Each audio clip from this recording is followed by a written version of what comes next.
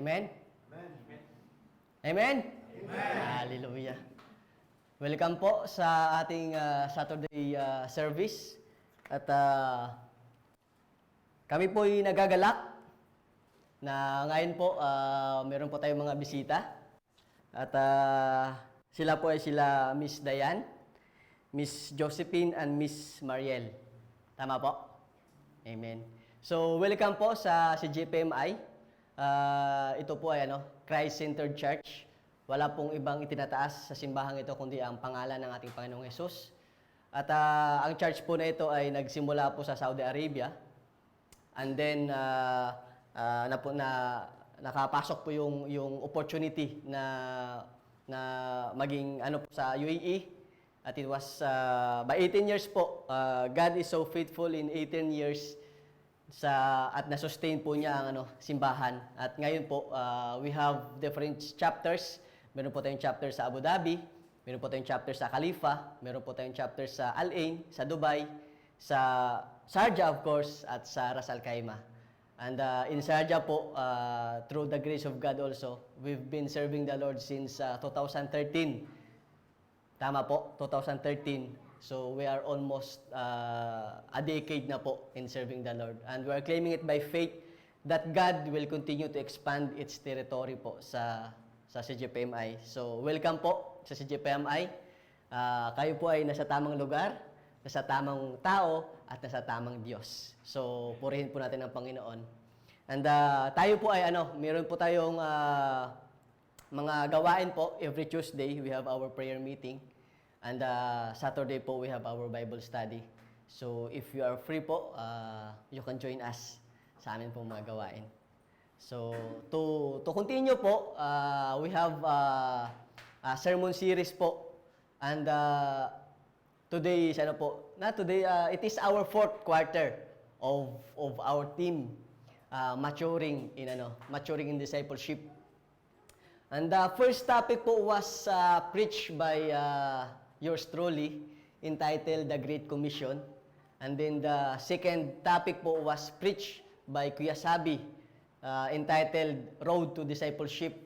And then the third topic po was preached again by yours truly. The title po is Cure for Unbelieving Heart.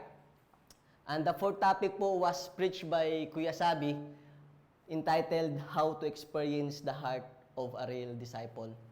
And today po, we are on the last topic of this Maturing in Discipleship team for the year 2023. Kasi po, starting next week, it would be the start of our Advent preaching. So, it will focus more on the candles representing Jesus Christ po. So, it is an Advent season. So, on next week po, it will be started by Pastor Dek, yung atin pong Advent preaching. So, our text today po will come from the book of 1 Corinthians chapter 9 verses 19 to 23. Yan po yung ating pagbubulay-bulayan sa gabing ito. So, sige po, I invite each and every one of us to stand. And with reverence po, samahan po niyo po ako basahin ang salita ng ating Panginoon. So in verse 19, it says that, though I am free and belong to no one, I have made myself a slave to everyone, to win as many as possible. To the Jews, I became like a Jew to win the Jews. To those under the law, I became like one under the law, though I myself am not under the law, as to win those under the law. To those not having the law, I became like one not having the law, though I am not free from God's law, but I am under Christ's law, as to win those not having the law. To the weak, I became weak to win the weak. I have become all things to all people, so that by all possible means I might save some. I do all this for the sake of the gospel, that I may share in its blessing. Let us all pray. Father God in heaven, Lord, we thank you for today. Thank you, Lord, for this wonderful day that you have given to us, Lord. And Lord, as we ponder your word today, Panginoon, Lord, we want to lay onto you, Lord, our hearts. Lord, if there is anything that we have done that offend you, O Lord, Lord, we surrender it to you, Panginoon. And we thank you, Lord, because of the blood of Jesus, we are cleansed, Panginoon. Lord, help us to understand your word today, Panginoon. Holy Spirit, we invite you to be in our midst, and we are declaring it by faith that all your people that will hear your voice today, that will hear your message, that will accept your message today, oh Lord, will be blessed. And Lord, we entrust everything to you. We are declaring it by faith that you are with us today, Panginoon. And the service, Lord, will be victorious, not because of what I can do, Lord, not because of the knowledge that you have given to me, Lord, but because of you, Lord. Because of your power, Lord, you will move, Lord, and you will touch the hearts of your people, Panginoon. Again, Lord, thank you. And this is for your glory, Lord. In Jesus' name, Lord, we pray. Amen. Sige po, let's all be seated. Pasensya na po kung medyo yung boses natin kasi nagbibinata pa po tayo eh. So, sige po. Ang title po ng ating text sa araw na ito is Winning by Giving Up.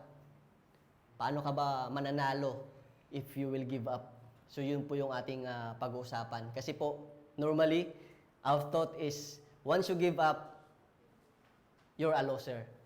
But in our preaching, there will be a chance of winning by giving up. So yun po yung ating pag-aaralan.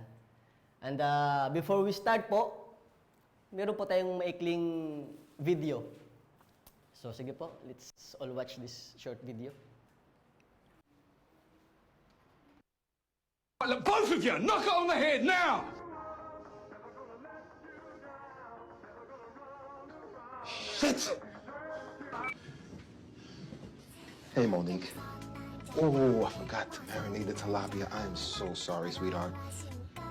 How about on my way home from work, I stopped by DeLuca's, pick up 2 fat tenderloins, some portobello mushroom, that pinot that you love so much.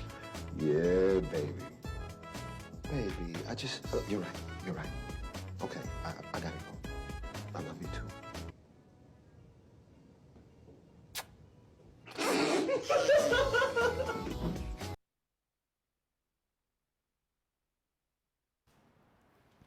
Amen? Sa mga matang dito, sino po nakaranas ng ganong sitwasyon? Sa mga kalalakihan natin dito, sino po yung nakaranas ng ganong sitwasyon? Yung lalaking-lalaki ka, maton na maton, siga, leader ng grupo, tapos pagdating sa love of your life, mas sweet ka pa sa asukal. Nakita nyo sa video, nasa gitna sila ng pagtatalo na halos magpatayan na sila. Nagtututukan na nga ng kutsilyo eh. Tapos sa isang tawag lang ng asawa o ng girlfriend ng isa, nag-iba ang lahat. May pakis pa sa dulo. You know what the man did on that situation? Alam niyo po ba kung anong ginawa ng lalaki na yan? He gave up his reputation. He gave up his pride. He gave up his image in front of his friend because of what? For the sake of his love. Amen po? Giving up something for the sake of others requires a deep kind of love. Kasi kung hindi naman niya mahal yung tumawag sa kanya, pwede niya mang kansalin yung tawag, o di kaya pwede siyang, siyempre, maton siya, siga siya eh. Pwede naman sabihin, tawag ka lang mamaya. Patay. Pero he answered it in a different kind of manner. He accepted it. He answered the call with sweetness. Tapos kinokontrol pa niya, pero nag-kiss pa siya sa dulo.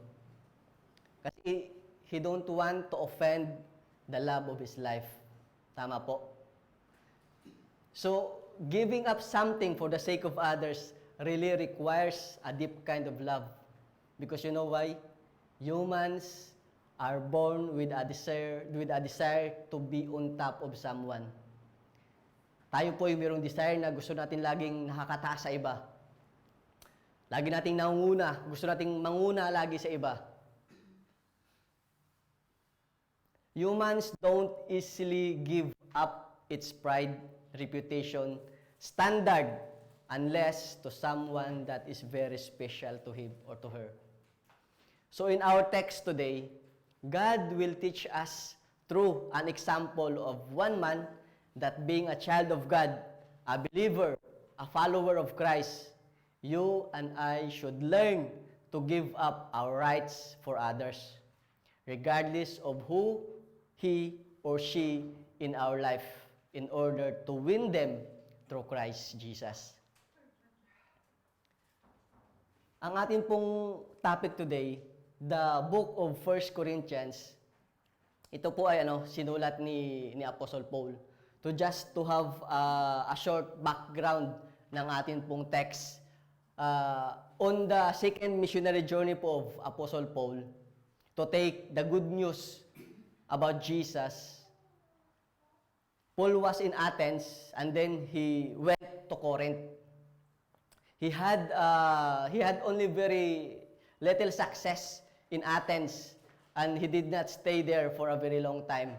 But he stayed in Corinth for 18 months, so almost Apostle Paul stayed in Corinth for 1 year and a half. He spent longer there than in any other city apart from Ephesus. So he stayed with Aquila and Priscilla, who were tent makers like himself. So at the conclusion po of his visit to Corinth, Paul left to visit Ephesus, Jerusalem, Antioch, and Galatia.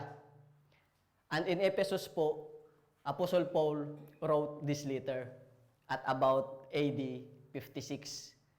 So, yung buong chapter 9, Paul encourages Christian to willingly give up their rights for the good of those who are weak in their faith. Paul shows that he too has given up his rights, including the right as an apostle to receive financial support from those he served.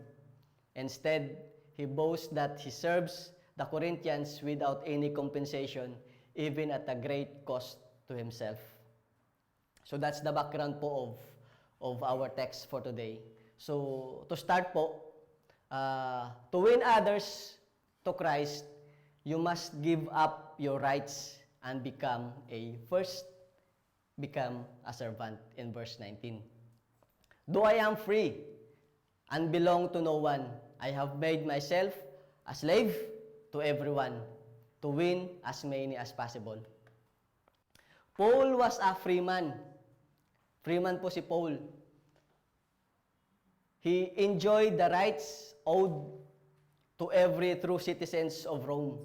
And as a Christian, he had freedom in Christ.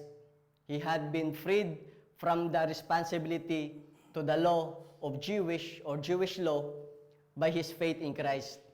He owed nothing to the Jewish religious leader. But in spite of that, in spite of freedom that Paul has, Paul gives up this freedom, give up his freedom, and became a slave to everyone.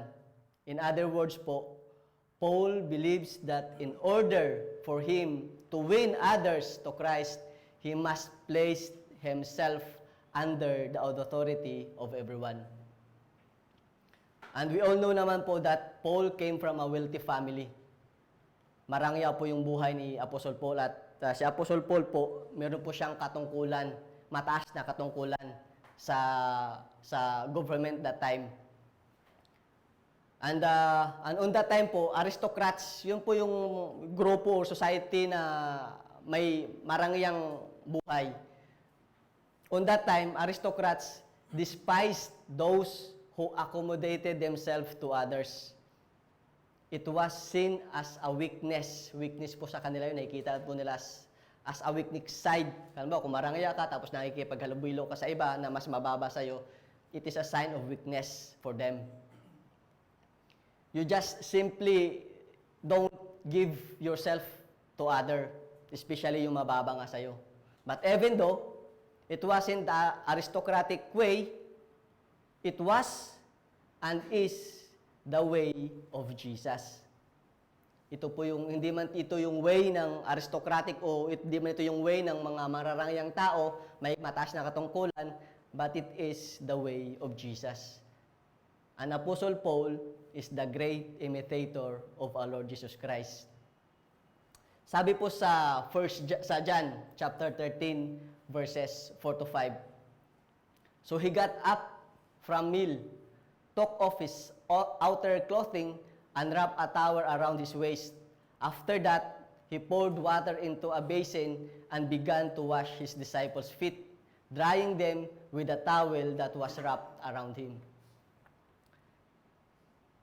Just as what Lord Jesus did, having the name above all other names, the Creator of heaven and earth, He became a servant.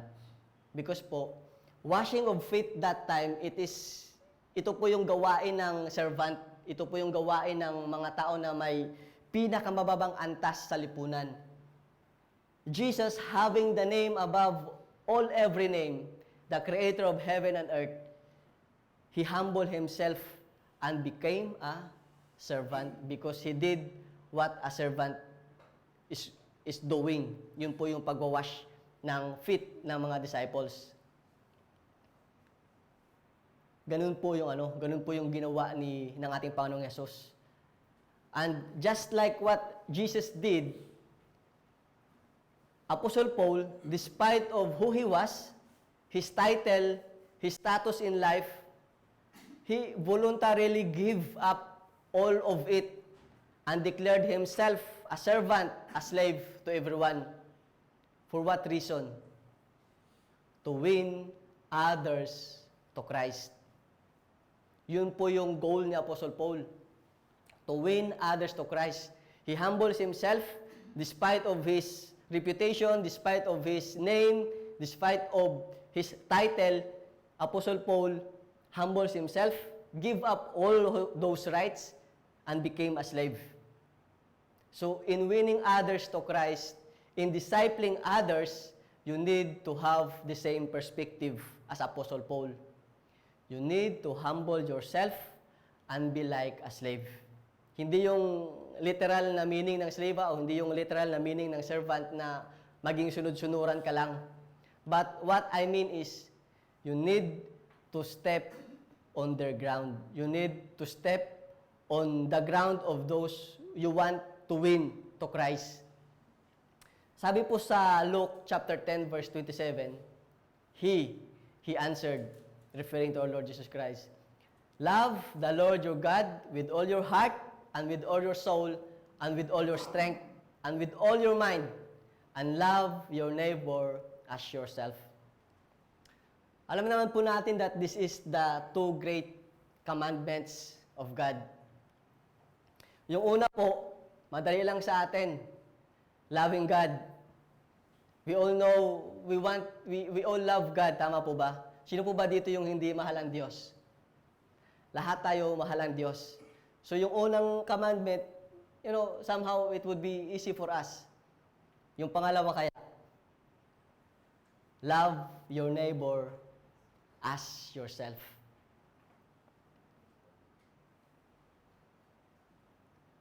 Sa pangalawa, dito, aminin man natin, we cannot really deny it, yung pangalawa, dito tayo sumasablay. We can love others, yes.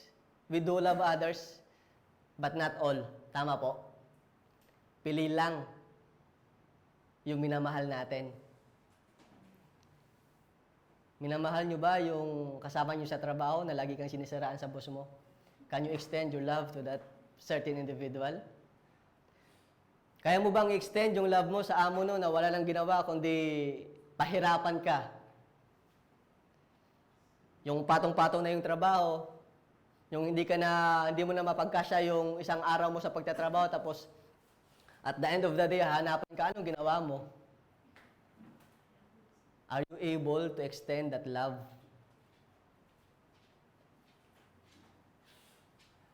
So what is the reason why humans are so picky on loving someone? It is because of pride. Kasi with pride in our heart, ayaw natin yung nag-aagabrado tayo, ayaw natin na nagagawan tayo ng something na hindi maganda, at gusto natin lagi na na-appreciate tayo, nakikita tayo, na-appreciate lahat ng ginagawa natin. But sabi dito, love your neighbor as yourself. So how we define neighbor? Sinagot po yan ng ating Panginoong Hesus. When the expert of the law asked Jesus, "And who is my neighbor?" Marahil lahat tayo nagtatanong, who is my neighbor? Jesus answered him and told him the story of the Good Samaritan. We all know naman po kung ano yung story ng Good Samaritan. Tama po ba? Na merong isang tao, merong isang individual na ninakawan, binugbog, na halos mamatay na, tapos may dumaan na Pariseo, hindi siya tinulungan. Tapos mayroon pang dumaan na Levites, hindi rin siya tinulungan. Tapos mayroon dumaan na Samaritan. Yung tao na least expected to do something good, siya yung tumulong sa narab, so sa tao na yun na nasaktan. Tapos sabi natin Panginoon, pinapili niya, tinanong niya yung expert, sino ba yung neighbor mo? So your neighbor is not just your close friend, mga kapatid. Not just your close relative or your family. Your neighbor is all that your eyes can see. Tingnan nyo nga yung mga katabi nyo. Yan. Neighbor nyo po yan. Neighbor nyo po yan. Ganon din po yung mga tao na nangagabyado sa atin. Ganon din po yung Jollibee na kasama mo sa trabaho. Alam nyo po yung Jollibee? Ayun! Bida ang saya. Pabida. Jollibee. Logo po yun ng Jollibee. Hindi po yung Jollibee in size, but the logo itself, pabida. So yung Jollibee mo na katrabaho, it is your neighbor. Yung boss mo na walang ginawa kundi pahirapan ka, it is your neighbor. Yung kasabay mo sa kalif na wala nang ginawa kundi mag-ingay na hindi ka makatulog, hindi ka makapagpahinga, it is still your neighbor. So lahat po ng kasama mo, lahat ng nakikita mo, lahat ng ginawa ng ating Panginoong Hesus, lahat ng ginawa ng Diyos, it is your neighbor. At ang sami, love your neighbor as yourself. Mahirap po, no? Mahirap. But it is the commandment of God. We cannot run to it. Hindi po natin yan matatakbuhan. And as we claim, as we are the child of God, we are believers, we are followers of Christ. We cannot just avoid this command. O sige Lord, I will love my neighbor, pero ito lang yung neighbor ko. This is not how God defined your neighbor. You cannot fulfill the second commandment. You cannot express your love to your neighbor genuinely without serving them. Kasi you cannot love someone, or you cannot serve someone, or you cannot love someone without serving them. Di ba po sa mag-asawa, mahal natin ang isa't isa? Tama po, kaya nagpakasal tayo eh. Sa mag-asawa po ba, sa pamamahay natin, hindi nyo pinagsisilbihan yung asawa nyo? Pagdating pagpagod, imbis na latagan ng masarap na pagkain, siya pa yung paglulutuin mo. In spite na nakarating ka na ng una, nakapagpahinga ka na. Tama po. Serving others. Without love, we cannot serve others. And in order to win others, you must need to give up your pride. You cannot win others if you impose your authority on them. You cannot win others kung sabihin mo na, if you are ministering to someone, since na ikaw yung nagmi-minister sa kanya, hindi mo sabihin, oy, makinig ka, yung sinasabi ko tama, so dapat sundin mo ako. You cannot win that certain individual if you impose authority on them. Kasi po, di ba, pag yung, ano ba yung balloon, yung maliit na balloon, pag in-squish mo siya ng in-squish, puputok siya. At yung something na soft, pag hinawakan mo, lumalabas siya, di ba? So, you cannot win someone if you impose your authority on them. So, that's why you need to humble yourself, express your love by serving them. Amen po? Amen. Tingnan po natin Luke chapter 22, verse 26. But you should not be like them. Instead, the greatest among you should be like the youngest, the one who leads like the one who serves. Sabi po ng salita ng Diyos, the one who leads like the one who serves. To win others, you must first become a servant. It is the way of showing the Spirit of Christ in you. Servanthood is the very character of our Lord Jesus Christ. Sabi po sa Matthew chapter 20, verse 28, just as the Son of Man did not come to be served, but to serve, and to give His life as a ransom for many. The Son of Man, referring to our Lord Jesus Christ, did not come to serve, did not come to be served, but to serve. So as well, as believers, followers, and workers, co-workers of our Lord Jesus Christ, you and I should act the same. Di ba po, our goal is to be like Christ. So just like Christ, to win others to Christ, you and I must act like Him. So we should come not to be served, but to serve. So servanthood po is the very character of our Lord Jesus Christ. And as His followers, believers, we should copy, we should imitate that kind of character. Amen po? Amen. Hallelujah. So to win others to Christ, you must give up your rights and become first a servant. To win others to Christ, you must give up your rights and become second, an adopter. In verses 20 to 22. To the Jews, I became like a Jew to win the Jews. To those under the law, I became like the one under the law, though I myself am not under the law, as to win those under the law. To those not having the law, I become like one not having the law, though I am not free from God's law, but am under Christ's law, as to win those not having the law. To the weak, I became weak to win the weak. I have become all things to all people, so that by all possible means, I might save some. In these verses po, Paul continues to expound on what it means to have voluntarily become a slave to everyone. His primary strategy is to meet people right where they are.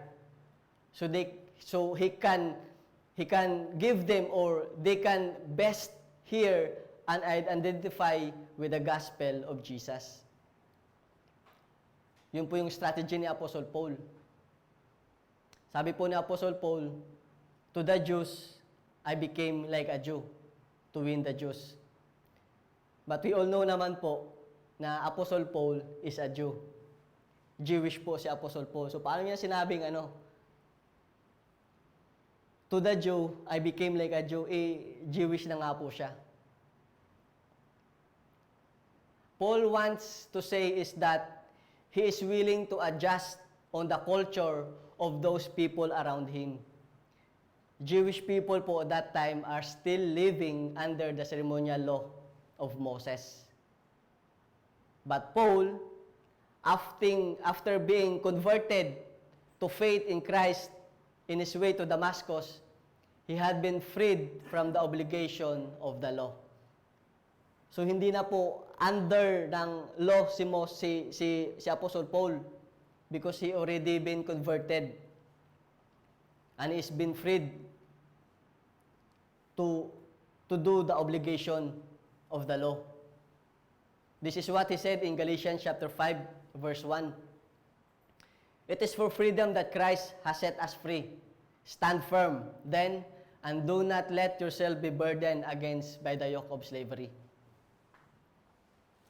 Free na po si Apostle Paul to undergo or to do all those law. Christ Jesus sets everyone free from the slavery and bondage of the law or Jewish law. Ilan po ba yung law na kailangang sundin? 613, tama po ba? 613 laws yung dapat mong sundin on that time. And Apostle Paul, when he was converted through his faith in Jesus Christ, he is already freed to do that laws. Hindi na po niya kailangang igawin yun. Anyone who comes to faith in Christ will be free from the burden of the law of Moses.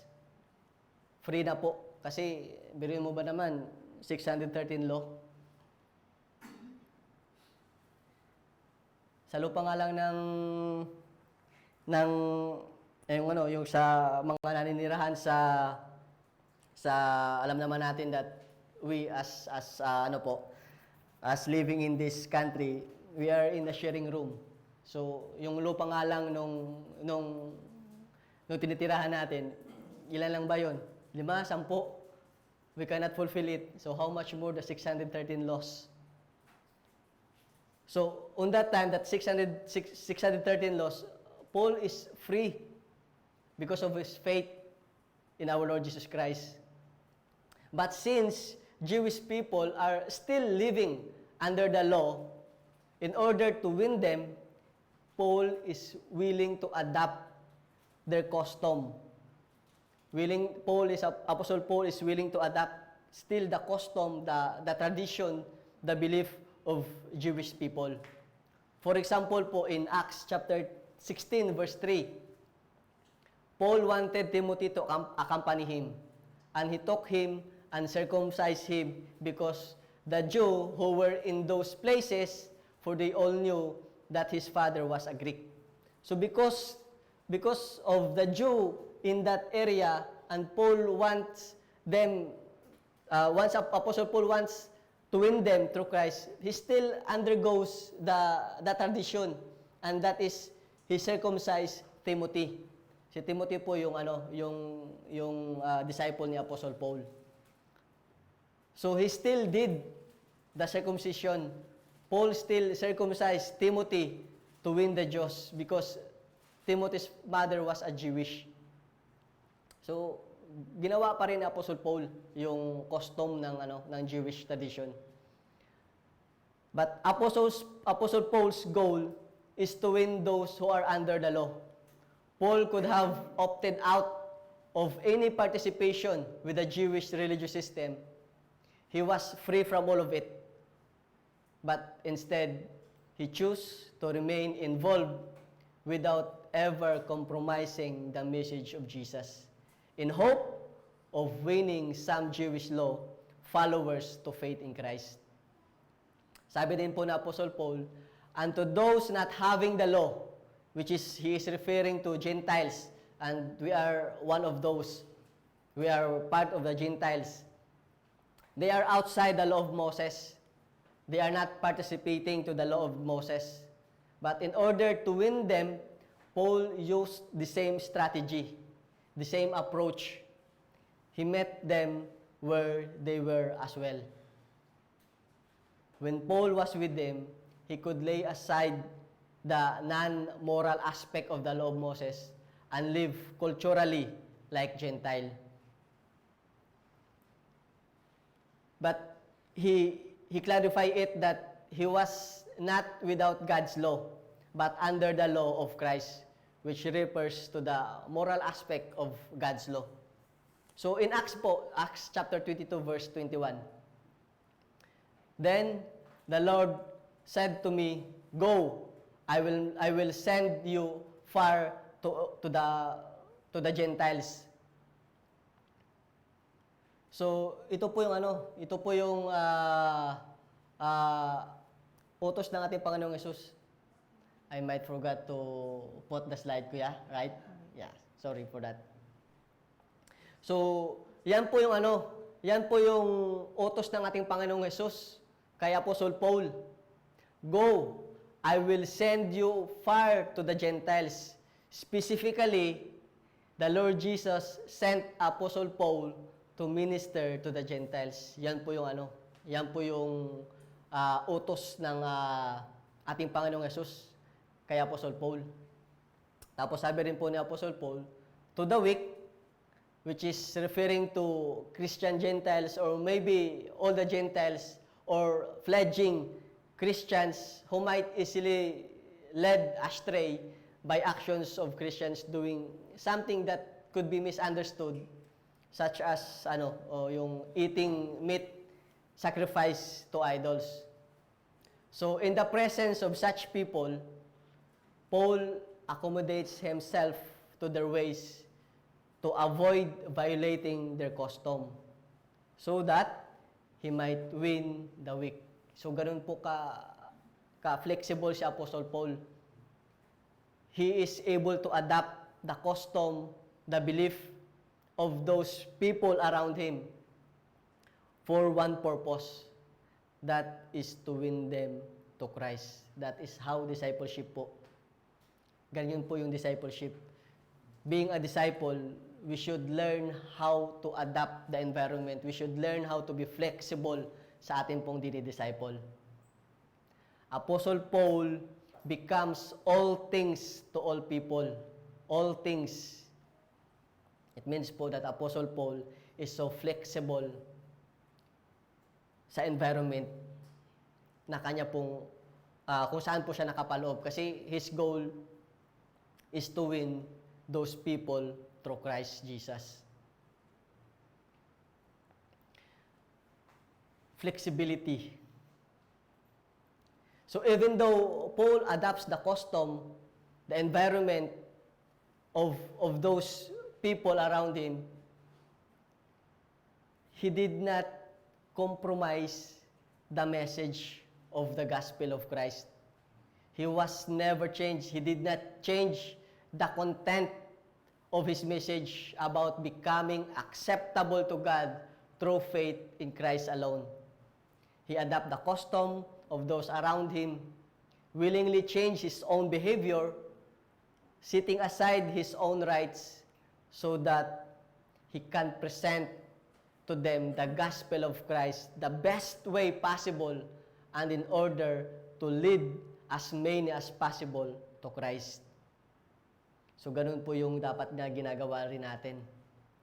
We should be flexible. We should learn how to adapt the environment that we have to the goal that we can share the gospel of God the best way possible sa mga tao po na nakapaikot sa atin. So big part to make discipleship effective is to learn how to be flexible. Hindi po yung flexible na yung katawan natin is parang goma.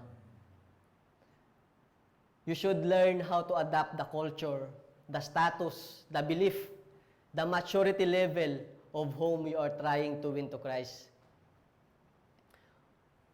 For example po, if there is someone at work who absolutely loves cycling, kasi ito yung po naisip ko kasi nag-isip ako ng halimbawa and then it comes to my mind the cycling which is the sports of our pastor, Pastor Deck. So maybe I can use this example. So for example, you are in a circle of friends who or in a company that there is someone who absolutely loves cycling. And maybe you don't like the sports. Kasi maliban sa nakakapagod, mahal yung yung tawag nito, yung bike, tapos yung maintenance niya, medyo may kamahalan. So, anyhow, let's put it that way. So, kung merong ganun sa nakasama nyo, maybe you don't like the sport at all, but you might want to learn something about it in order to converse with it and build a friendship to that certain individual so that you can introduce Jesus. Jesus can be demonstrated and taught. Or maybe in a family member whom you want to influence, and that certain individual has an idea that Christians should not eat in a places where serves alcohol. Kasi ganun po sa atin, di ba? Especially sa Pilipinas, most of the places talaga nagsiserve talaga ng alcohol. And if there is a certain individual or certain member of the family that you want to influence, you want to win, and he or she has that kind of belief that as a Christian, you should not eat on that places, so you must refrain eating in such places. So you should not create an obstacle. You should not create stumbling block so that you can win them and present the gospel in the best way possible. We should learn how to adapt. Sabi po sa 1 Corinthians chapter 8 verse 13, therefore, if food makes my brother stumble, I will never eat meat, lest I make my brother stumble. If you want to win someone to Christ, you should learn how to adjust and don't do something that will stumble them. Halimbawa, may gusto kang i-win a soul, may gusto kang i-disciple, tapos in-invite mo sa bahay nyo, may handaan, tapos may paniniwala siya na being a Christian, being a follower and believers of Christ, bawal kumain ng dinuguan. Kasi di ba, may mga ganong paniniwala. May mga tao na they have this kind of perception na bawal kumain ng dinuguan. So, if you want to win that individual, you need to adjust. Huwag ka na maghanda ng dinuguan. Even though na paborito mo yun, huwag ka na maghanda. Just to remove the stumbling block. Just not to stumble yung tao na gusto mong i-win. But take note, my dear brothers and sisters, that adapting the culture, belief of whom you want to disciple or you want to win in Christ doesn't mean that you need to be like them. It doesn't mean that you need to be like them. If you want to win someone na manginginom, gaya namin ni Kuya Paul dati, it is our past, hindi mo kailangan maging manginginom. Tama po. If you want to win someone na manginginom, hindi mo kailangan maging manginginom. If you want to win someone na malutong magmura, hindi mo kailangan maging palamura to win that certain individual. If you want to win someone na basagulero, hindi mo kailangan maging membro ng grupo niya. We do not lower our standards, but we waive our privileges. Hindi mo maging kagaya nila para i-share yung gospel sa kanila. Hindi pwedeng sabihin ko sa asawa ko na May, punta mo na ako kasi may inuman. So punta mo na ako sa kanila kasi I want to win yung kumpare ko kaya punta mo na ako. O di kaya papaalam ka sa pastor mo, Pas, hindi mo na ako punta ng prayer meeting, Pas, kasi sasamahan ko lang yung kaibigan ko sa Irish Village ba yun? Tama po. Uhuli kayo. Pas muna ako sa prayer meeting kasi samahan ko muna yung kaibigan ko, punta lang kami ng Irish Village kasi I have the intention of winning him eh. Kaya sasamahan ko muna siya sa Irish Village. May kunting shot lang tapos you know what I mean, my dear brothers and sisters. You don't need to be like them to win them. Sabi po sa John chapter 17 verses 14 to 18, I have given them your word, and the world has hated them. For they are not of the world any more than I am of the world. My prayer is not that you take them out of the world, but that you protect them from the evil one. They are not of the world, even as I am not of it. Sanctify them by the truth.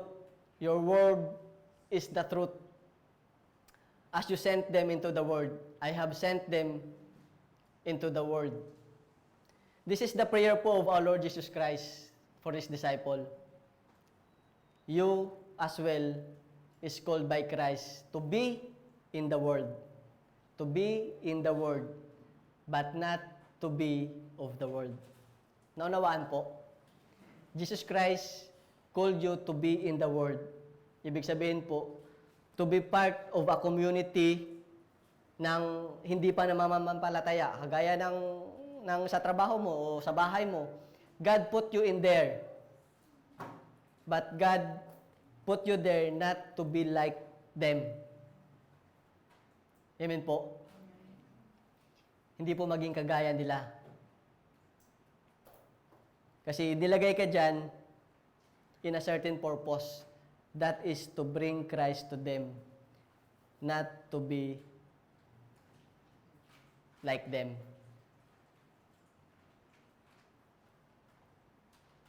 And our Lord Jesus Christ po, He was known as the friend of sinners, but He never compromised His holiness. One way to keep your balance is to keep your goal in view at all times. And that goal is to save some. Maybe not all, but to save some. To win others to Christ. Your reason for going into the world is not to be one of them, but to snatch them out. Remember po, my dear brothers and sisters, your reason, your purpose, why you are there is not to be one of them, but to snatch them out of the flames. And we all know that flames is the final destinations of those who continue to rebel against God, those who continue to reject Christ in their life. So, God put you there not to be one of them, but to snatch them out of that flames, to snatch them out of their final destination.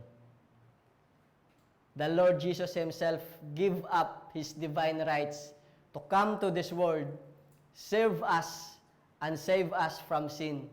So, as His disciples, believers, and followers, you should learn how to give up your right in order to win others to Christ. Amen po? So, to win others to Christ, you must give up your rights and become a first servant. To win others to Christ, you must give up your rights and become second, an adopter. To win others to Christ, you must give up your rights and become a third, a sharer, in verse 23. I do all this for the sake of the gospel, that I may share its blessing. So Paul gave up his freedom and became slave. He set aside his own rights and adapt the custom of those around him. He became all things to all people for only one reason, for only one goal, and that is to share the gospel. Paul is crystal clear on his motivation. He does all these things for the sake of the gospel. He does all this to open a platform opportunities to share the gospel of Christ. Apostle Paul's ultimate objective is to share the saving works of Christ, the gospel of Christ, to as many as possible he can.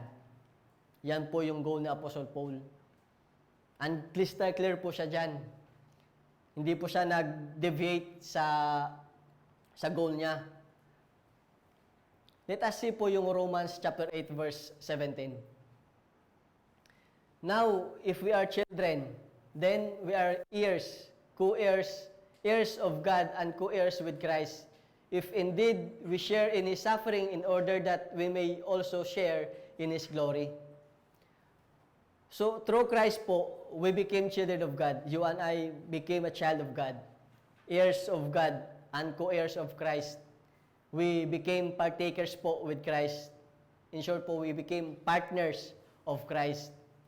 And being children of God, our ultimate goal in life is not just to have a good job, not just to have a good life, but our ultimate goal in life is to share the good news, the gospel of Christ, the saving works of Christ to as much soul as we can. So kasama po dun yung mga tao na ayaw-ayaw nyong kasama. Yung mga tao na gusto nyo sanang iwasan, they are part of those souls that we need to win. So you must learn to adjust. You must always learn to look for that opportunity where you can share the gospel, where you can share the word of God, where you can share the saving works of Christ. You must become a servant to many, must become what's that?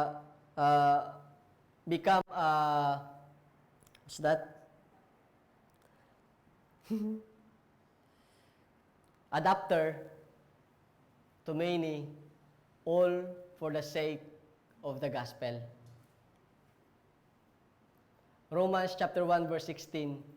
For I am not ashamed of the gospel, because it is the power of God that brings salvation to everyone who believes, first to the Jew, then to the Gentiles. Ganito po dapat ang puso ng bawat anak ng Diyos. Hindi dapat tayo mahiyang ibahagi ang magandang balita ng kaligtasan.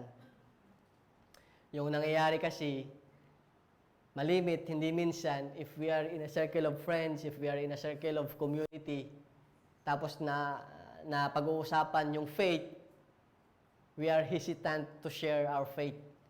Kasi baka pagtawanan ng tayo, kutyain, libak-libakin at iwasan.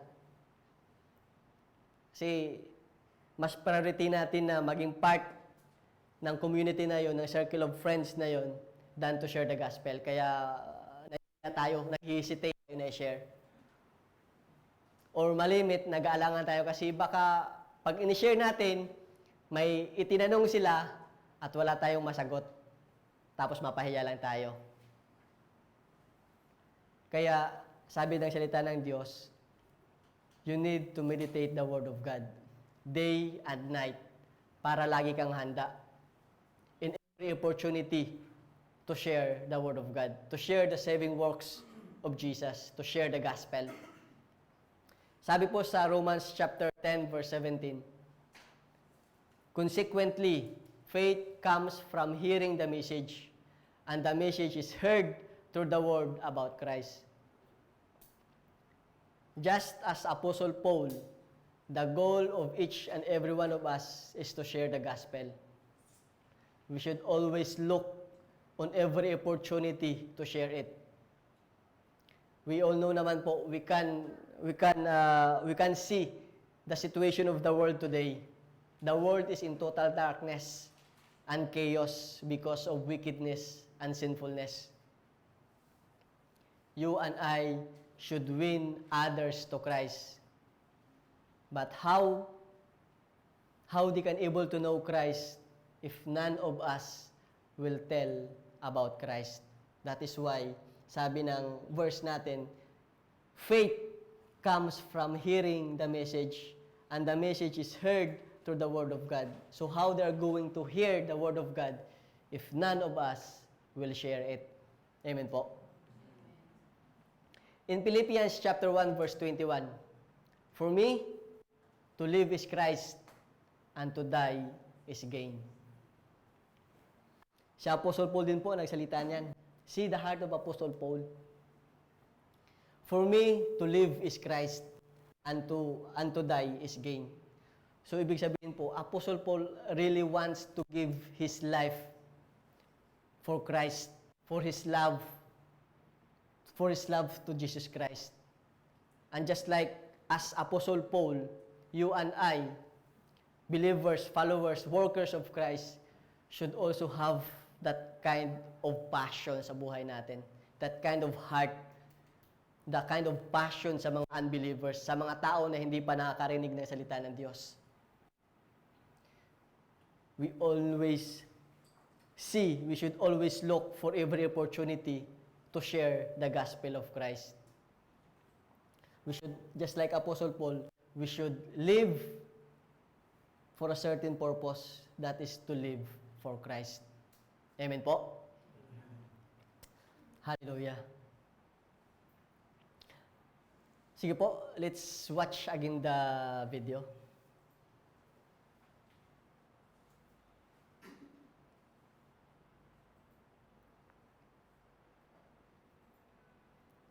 Both of you, knock it on the head now!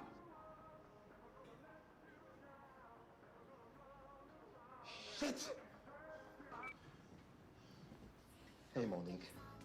Oh, I forgot to marinate the tilapia. I'm so sorry, sweetheart. How about on my way home from work, I stop by DeLuca's, pick up 2 fat tenderloins, some portobello mushroom, that pinot that you love so much. Yeah, baby.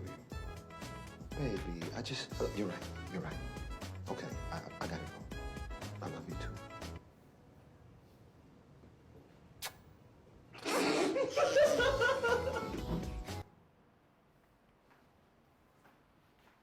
Amen?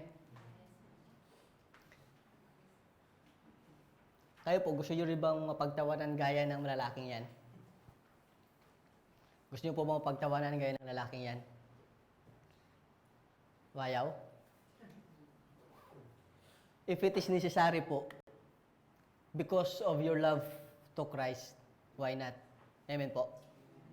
Because that guy give up his right as a man, as a leader of that group, for what? For his love to his wife. And ganun po tayo. Okay lang na pagtawanan ng mga tao na nakapaligid sa atin, even it is part of our family. Okay lang. We should accept it because we are doing it out of our love to our Savior. Amen po? So okay lang. Wag po tayong mahiya. In every opportunity that God leads us, take it, grab it, and share the gospel of Christ. There is not just one way to win people to Christ because they are all different. We use the right kind of bait for the right kind of fish. We reach the soul on their ground, not ours. We come to people at their point of interest and approach them on their accessible side. By this, we establish rapport with them so that they can hear the gospel without encumbrance. The principle of accommodating ourselves to the lost so that we might win them is the principle of love for the lost. Living in light of eternity is always more fulfilling than living for self. Living in light of eternity is always more fulfilling than living for self.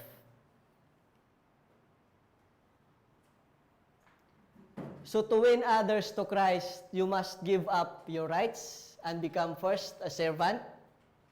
To win others to Christ, you must give up your rights and become second an adopter. To win others to Christ, you must give up your rights and become third a sharer. Let us all stand.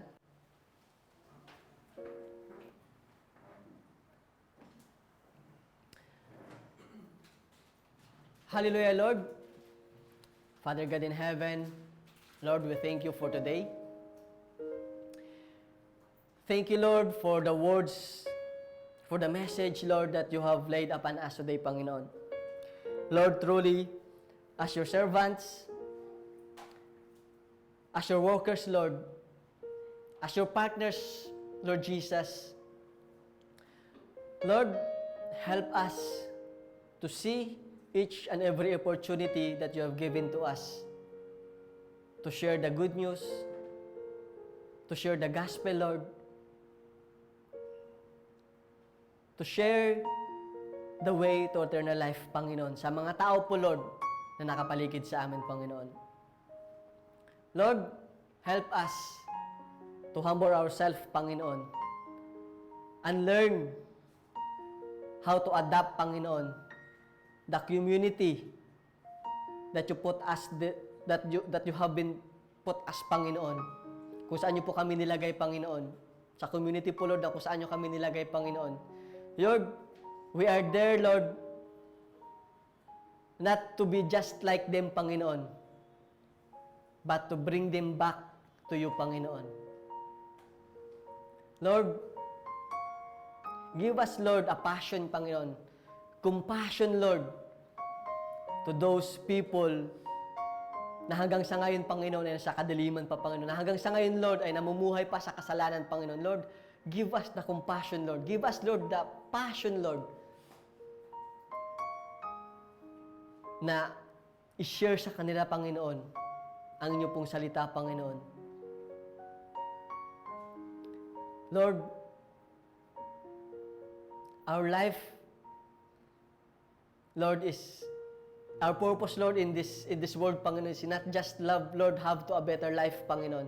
Lord, our main purpose, why we are here, Panginoon, why you put us here, Panginoon, why you allow us here to be here in this world, Panginoon, is not just have a better life, Panginoon, but to share the good news, Panginoon. To share, to tell the world the saving works of our Lord Jesus Christ. Lord, we are yours. We are your servants, Panginoon. And Lord, we continue to offer our life to you, Panginoon. Use us mightily, Lord. Give us, Lord, the discernment to see every opportunity that we can share the gospel of Christ, Lord. Lord, thank you for this day, and we are claiming it by faith, Panginoon, that those souls that hears your message today, Panginoon, will take it from their hearts, Panginoon, and will always be reminded of your message today, Panginoon. Lord, we declare blessing on their life, Panginoon. Lord, again, we thank you, and we want to give you back all the highest praises, adoration, and thanksgiving in the mightiest and sweetest name of our Lord Jesus Christ. Amen. Let us all stand and allow me po to release the blessing. So the Lord bless you and keep you. The Lord make His face to shine upon you and be gracious to you. The Lord lift up His countenance upon you and give you peace. In the name of Jesus, receive the blessing of God in your life, in your career, in your family, in the desires of your heart. In Jesus' mightiest name, Amen. Hallelujah. Purihin po ang Panginoon. At muli po, isang magpagpalang araw sa ating lahat.